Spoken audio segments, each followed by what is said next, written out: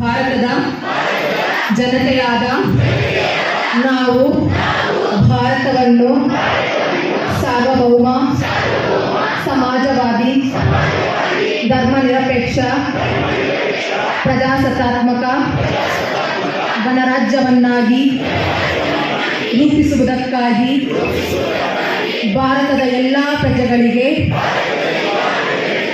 ಸಾಮಾಜಿಕ, ಆರ್ಥಿಕ ಮತ್ತು ನ್ಯಾಯವನ್ನು, ವಿಚಾರ ಅಭಿವ್ಯಕ್ತಿ, ನಂಬಿಕೆ, ಧರ್ಮ ಮತ್ತು ಉಪಾಸನೆಯ ಸ್ವಾತಂತ್ರ್ಯವನ್ನು, ಸ್ಥಾನಮಾನ ಮತ್ತು ಅವಕಾಶಗಳ ಸಮಾನತೆಯನ್ನು ದೊರೆಯುವಂತೆ ಮಾಡುವುದಕ್ಕಾಗಿ ವ್ಯಕ್ತಿ ಗೌರವ, ದೇಶದ ಏಕತೆ ಮತ್ತು ಸಮಗ್ರತೆಗಾಗಿ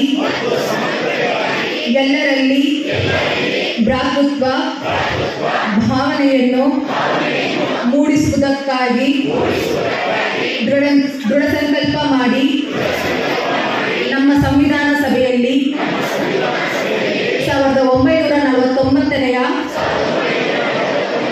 ಇಸ್ವಿಯ ನವೆಂಬರ್ ತಿಂಗಳ 26ನೇ ದಿನದಂದು ಈ ಸಂವಿಧಾನವನ್ನು ನಮಗೆ ನಾವೇ ಅರ್ಪಿಸಿಕೊಂಡು ಅಂಗೀಕರಿಸಿ ಶಾಸನವಾಗಿ ವಿಧಿಸಿಕೊಂಡಿದ್ದೇವೆ. ಜೈ ಪ್ರಬುದ್ಧ ಭಾರತ್, ಜೈ ಸಂವಿಧಾನ.